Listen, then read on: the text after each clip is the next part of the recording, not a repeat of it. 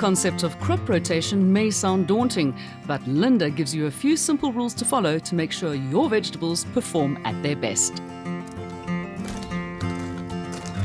It's really important to understand the concept of crop rotation. It can be a little difficult, but I'm going to try and make it as easy as possible for you. Now, the reason why we crop rotate is to keep our organic vegetable garden sustainable so that the success of those crops year in and year out are at an optimum. But we're going to show you exactly how to do it. And the easiest way to do that is through a demonstration.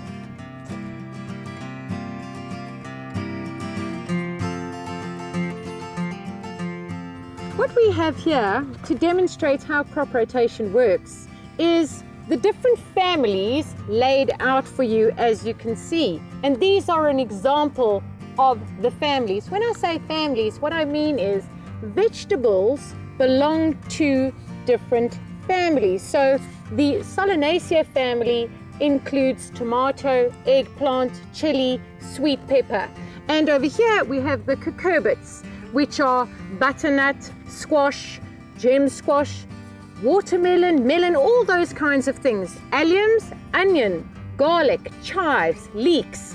And your root vegetables we separate because they require a different soil composition. Remember, they don't require that much nitrogen, so we keep them in their own bed.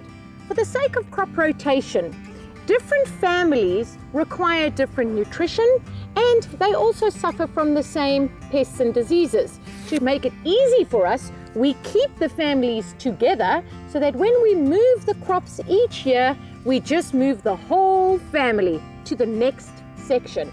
So we've divided this up for you in 4, pretty simple. Obviously, it could be containers, it could be a much larger space, etc. But by way of example, it's better that we do it in a small environment like this.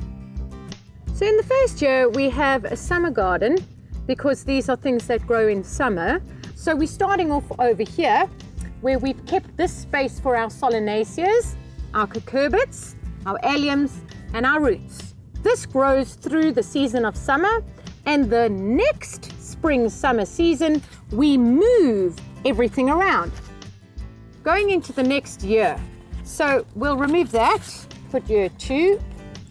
And how this works is quite simply moving your one family to another space. Moving your Solanaceas to where your cucurbits were, moving your cucurbits to where your alliums were, moving your alliums to where your roots were, and moving your roots to where your Solanaceas were. So that all changes every single year until your Solanaceas get back to the same place they were 5 years previously. First year, second year they'll be here, third year here, fourth year here, and finally back to the 5th year, which will be here. This will enable your crops to grow successfully each and every season, keeping the nutrition up. Of course, you have to feed your garden or your soil still intermittently, but you will keep your nutrition up provided you do your planning correctly, and you'll keep your soil-borne diseases, which are particular to each family of vegetables, at bay. The big question is, why do we need to crop rotate?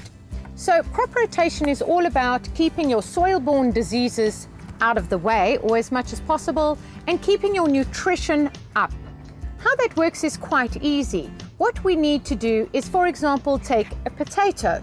If you plant a potato in a certain area, the soil-borne diseases that are particular to attacking potatoes will do so if you plant the potato there year in and year out. So simply move the potato the next time you're going to plant them, which is going to be the next season or the next year. You have to do this on a continuous basis. In about a 3 or 4 year cycle, you can get your crop rotation down pat. That is, you move your vegetables from place to a different place to keep the soil-borne diseases out of the way, and of course, to keep your nutrition in your soil up.